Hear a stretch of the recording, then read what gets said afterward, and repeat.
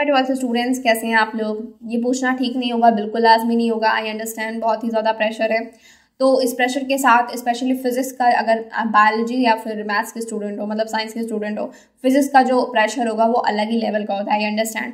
तो बेटा आज हम करने वाले हैं फिजिक्स के कुछ बहुत ही इंपॉर्टेंट टॉपिक्स जो कि सीबीएसई के फेवरेट हैं। I don't know why, but CBSE को इन टॉपिक्स से बहुत ज़्यादा लगाव है। तो इन टॉपिक्स के बारे में आज हम डिस्कस कर लेंगे। फटाफट से आपको क्या करना है बेटा, इन्हीं टॉपिक्स पे काम करना है ताकि आप अच्छे मार्क्स स्कोर कर पाओ, वो भी कम टाइम में। ठीक है बेटा, चलो फटाफट से देखते हैं बेटा। हम ओवरव्यू देखेंगे, हम यहाँ पर समझाएंगे नहीं, सिर्फ हम टॉपिक के बारे में बात करेंगे। ठीक है, हमारा बेटा पहला है कूलम्स लॉ। कूलम्स लॉ बेटा, ये इससे आपके एमसीक्यूज, डेरिवेशंस, ठीक है, आपको मिल सकते हैं। साथ में आपके थ्योरेटिकल क्वेश्चन भी हो सकते हैं। ठीक है, characteristic of electric field lines बेटा, इससे तो थ्योरेटिकल क्वेश्चन ही आने हैं। Electric field due to point charge, derivation. ठीक है, डेरिवेशन इस पे आपको प्रैक्टिस करना है। Electric field due to dipole बेटा, इसमें क्या है, डेरिवेशंस भी आ सकते हैं और आपके numerical questions. Gauss law and its application. Gauss law बेटा इंपॉर्टेंट है बेटा। जितना भी आपके स्टार्टिंग के चैप्टर्स मिलते हैं ना, ये थोड़ा डिफिकल्ट भी है और साथ साथ में उतने ही इंपॉर्टेंट भी है, क्योंकि ट्वेल्थ के बाद आपकी ये चैप्टर्स आपको काम आएंगे अगर आप कुछ करना चाहते हो तो। ठीक है, तो उससे रिलेटेड ही सीबीएसई आपको देता है। ठीक है, तो ये सारे बेटा चैप्टर्स इंपॉर्टेंट है और स्पेशली गॉस लॉ इसमें बहुत ही ज़्यादा फेमस है। ठीक है बेटा, क्योंकि इन सब चीज़ों के बारे में आपने 10th में थोड़ा बहुत पढ़ भी रखा है, बट गॉस लॉ आपके लिए नया है। ठीक है, तो सीबीएसई वही काम करती है, जो नया है उस पर काम करेगी। ठीक है, तो बेटा क्या करना है, Gauss law and its application बेटा, ये दोनों अलग अलग टॉपिक हैं। गॉस लॉ और गॉस लॉ के एप्लीकेशन, इस पर क्या करना है बेटा, दोनों पे आपको डेरिवेशन, इस टॉपिक को अच्छे से पढ़ना है और साथ साथ में इस पर न्यूमेरिकल भी आपको प्रैक्टिस करना ही पड़ेगा। ठीक है बेटा, हम कुछ कर भी नहीं सकते हैं। ठीक है बेटा, नेक्स्ट है बेटा torque due to electric field और डाइपोल बेटा, ये भी इंपॉर्टेंट है, but Gauss law I must say कि इसको आप ज़्यादा प्रैक्टिस करें। ठीक है, बाकी ये पूरा चैप्टर ही काफ़ी ज़्यादा वेटेज कंटेन करता है, तो इस चैप्टर पे आपको बहुत फोकस करना पड़ेगा। नेक्स्ट बेटा आ जाते हैं चैप्टर सेकेंड, हमारा है पोटेंशियल चार्ज बेटा। ठीक है, तो इसमें आपकी कैपेसिटेंस वगैरह मिल जाते हैं आपको। Potential due to point charge, ठीक है, ये भी बहुत ही इंपॉर्टेंट है, क्योंकि मैंने जितना पहले ही मैंने बता दिया बेटा कि आपके स्टार्टिंग के चैप्टर्स काफ़ी ज़्यादा इंपॉर्टेंट है, काफ़ी ज़्यादा वेटेज कंटेन करते हैं, तो आपको इस पर भी अच्छा काम करना पड़ेगा। Potential due to point charge, ठीक है, डेरिवेशन, इक्वी पोटेंशियल सरफेस बेटा, इससे एमसीक्यू आ सकते हैं। Series parallel of capacitor, parallel plate capacitor, derivation. ठीक है, एंड देन बेटा आता है आपका कैपेसिटर पैरेलल प्लेट रिलेट बेटा, इससे न्यूमेरिकल इससे बेटा आ सकता है, बहुत ही ज़्यादा चांसेस है, बिकॉज ये फेवरेट टॉपिक्स हैं सीबीएसई के, तो इससे न्यूमेरिकल बेटा आ सकता है और न्यूमेरिकल बेटा अच्छे मार्क्स का आएगा, मतलब समझ रहे हो ना, 3 मार्क्स का, 5 मार्क्स का ऐसे आ सकता है। ठीक है, तो इस पर ज़्यादा फोकस करें।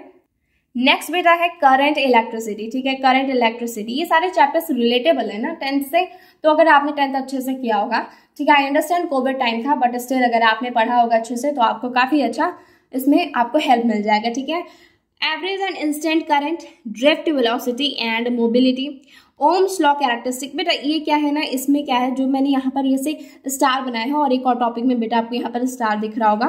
ठीक है, ये 2 स्टार्स मैंने इसलिए बनाए क्योंकि combination of cells with stone bridge बेटा, इन दोनों से ना न्यूमेरिकल और डेरिवेशन दोनों आते हैं, और बेटा जब न्यूमेरिकल और डेरिवेशन दोनों आते हैं, इसका मतलब ये है कि आपके ये दोनों टॉपिक बहुत ज़्यादा वेटेज कवर करेंगे। ठीक है, अगर आप इन दोनों टॉपिक को अच्छे से पढ़ लेते हो इन चैप्टर में, तो क्या करना है बेटा, आपका ये चैप्टर का काफ़ी अच्छा तैयारी हो जाएगा। ठीक है, तो इन दोनों पे, कॉम्बिनेशन ऑफ सेल्स पे और व्हीट स्टोन ब्रिज पे ज़्यादा काम करना है। किरचॉफ लॉ भी बेटा आपके लिए इंपॉर्टेंट है। ठीक है, उस पर भी काम करना है। बाकी जितने भी मैंने लिखे हैं सब इंपॉर्टेंट है, बट इन दोनों को आप ज़्यादा फोकस करोगे। ठीक है, अगर आप ये चैप्टर स्टार्ट करो, बाकी वो दोनों पहले कर लेना, ये नहीं कि पहले इन्हीं पे कूद जाना। ठीक है, वो दोनों भी बहुत ज़्यादा इंपॉर्टेंट है, स्पेशली फर्स्ट वाला तो बहुत ही ज़्यादा। ठीक है, तो फटाफट से देखते हैं बेटा, हम अपने टॉपिक्स दोबारा देख लेते हैं। एवरेज एंड इंस्टेंट करंट है, ड्रिफ्ट वेलोसिटी एंड मोबिलिटी है, ओम्स लॉ कैरेक्टरिस्टिक है, combination of cells and Kirchhoff rules है, Wheatstone bridge, temperature dependence, resistance and resistivity. ठीक है, डेरिवेशंस बेटा, डेरिवेशन इसका ठीक है कर लेना। उसके बाद है बेटा, अभी आप जब टॉपिक्स देख रहे हो ना, तो आपको खुद समझ में आ रहा होगा कि डेरिवेशन कहाँ है और न्यूमेरिकल कहाँ है, तो उस हिसाब से आप तैयारी करोगे। ठीक है, हर बार मुझे बोलने की जरूरत नहीं पड़नी चाहिए कि कहाँ डेरिवेशन और कहाँ न्यूमेरिकल, बट जहाँ दोनों आएगा बेटा, दोनों आएगा, वो मैं आपको मेंशन कर दूंगी। ठीक है, नेक्स्ट बेटा आपका आ जाता है moving charge and magnetic field बेटा, इसमें बायट-सवर्ट लॉ, ठीक है, इस पर क्या करना है आपको, स्टेटमेंट इसका अच्छे से पढ़ लेना, ठीक है। स्टेटमेंट पढ़ लोगे आपको काफ़ी हेल्प मिल जाएगी बेटा, ठीक है। नेक्स्ट बेटा है magnetic field due to current carrying loop, derivation, ठीक है। एम्पियर लॉ, इससे आपके एमसीक्यूज आ सकते हैं। सोलेनॉइड बेटा आपने ये 10th में पढ़ रखा होगा, ये सारी चीज़ें आपकी, सारी चीज़ें नहीं बट स्पेशली एम्पियर लॉ नहीं पढ़ रखा होगा, एम्पियर के बारे में आपको थोड़ा बहुत नॉलेज होगा। सोलेनॉइड बेटा ये तो आपने काफ़ी हद तक पढ़ रखा है क्लास 10th में। Torque on current carrying wire, derivation. Galvanometer as an ammeter and voltmeter, ये क्या है बेटा, डेरिवेशन और न्यूमेरिकल दोनों है। इस टॉपिक पे बेटा डेरिवेशन और न्यूमेरिकल दोनों बनाती है CBSE, I don't know why but बनाती है, तो पढ़ना पड़ेगा। नेक्स्ट हमारा आता है मैग्नेटिज्म एंड मैटर। पिछले साल बच्चों के लिए काफ़ी राहत था क्योंकि इससे काफ़ी चीज़ें कट हुई थी, बट ये दोबारा से ऐड हो गई हैं कुछ चीज़ें इसमें, तो बेटा इसको क्या करना है आपको पढ़ना पड़ेगा, कोई बात नहीं। बार मैग्नेट थ्योरी है बेटा, बार मैग्नेट थ्योरी है, मतलब थ्योरेटिकल क्वेश्चंस आ सकते हैं। मैग्नेटिक फील्ड ड्यू टू, इसमें स्पेशली आपके एमसीक्यूज आएंगे यार, ठीक है, एमसीक्यूज ही आएंगे, तो इस चैप्टर का वैसे भी वेटेज बहुत ज़्यादा नहीं है, ठीक है। Magnetic field due to bar magnet on axis and perpendicular, ठीक है, एमसीक्यू है बेटा। मैग्नेटिक प्रॉपर्टीज ऑफ मटेरियल, ठीक है, पैराडाई फेरो, समझ गए होगे, ठीक है। देन बेटा आते हैं effect of temperature on magnetic properties, ठीक है। तो इसको आपको क्या करना है, बहुत ज़्यादा ओवर कॉन्सेंट्रेट नहीं करना है इस पर, लेकिन हाँ एक बार ओवरव्यू ले लेना इस चैप्टर का, ठीक है। और जितने टॉपिक्स मैंने बताया उसका तो स्क्रीनशॉट ही ले लो, समझ लो, ठीक है।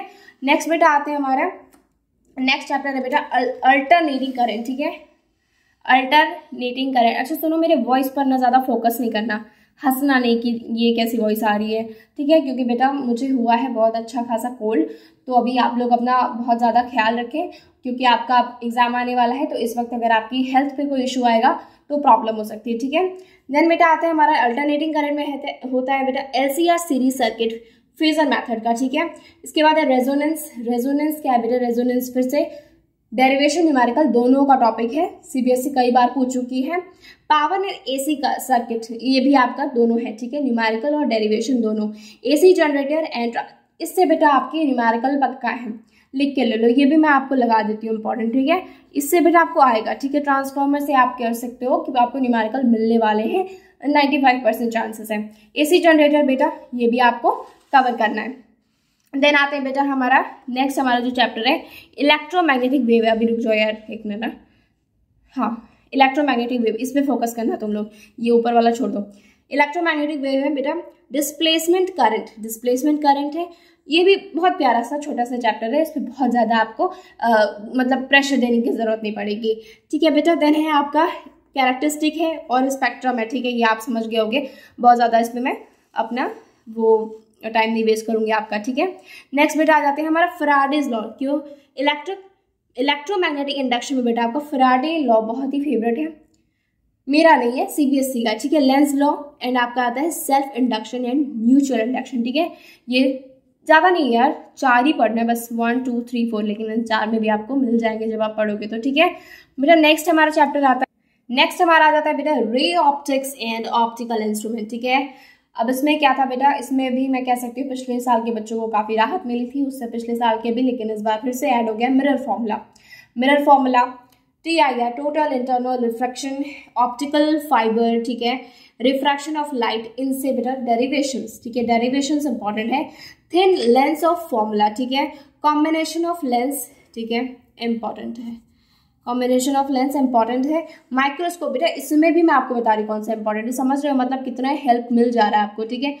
देन है बेटा माइक्रोस्कोप एस्ट्रोनॉमिकल टेलीस्कोप, इसका आपको रिफ्लेक्शन और रिफ्रैक्शन दोनों पे काम करना है, ठीक है, काम करना है मतलब तैयार करना है, ठीक है।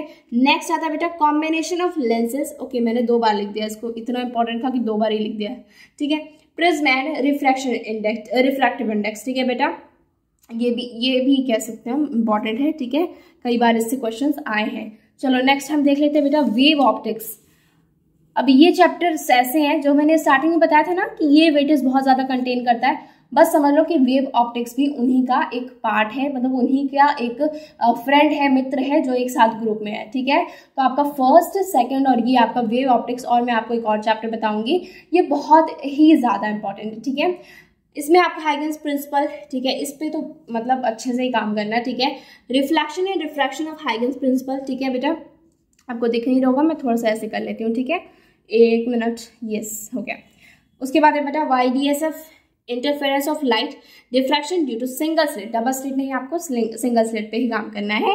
देन आता है बेटा विड्थ ऑफ सेंट्रल मैक्सिमा, ठीक है, ये आपके इंपॉर्टेंट है वेव ऑप्टिक्स में, ठीक है बेटा, लेकिन उसमें सबसे ज़्यादा इंपॉर्टेंट हम कह सकते हैं 1 और 2, इसमें बेटा आपको डेरिवेशंस मिल जाएंगे और न्यूमेरिकल्स भी मिल जाएंगे, ठीक है।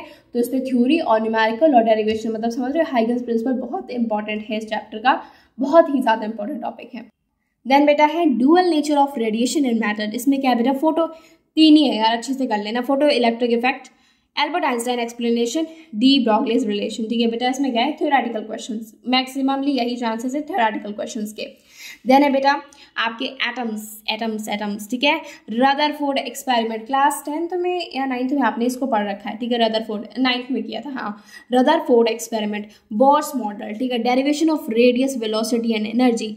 देन बेटा आता है हाइड्रोजन स्पेक्ट्रम, ठीक है, ये 4 टॉपिक्स हैं, ये सारे छोटे छोटे, मतलब कि इतना ज़्यादा वेटेज नहीं कंटेन करते हैं, बट स्टिल आपको करना है क्योंकि ये चैप्टर्स आपको अच्छे मार्क्स दिला सकते हैं, ठीक है।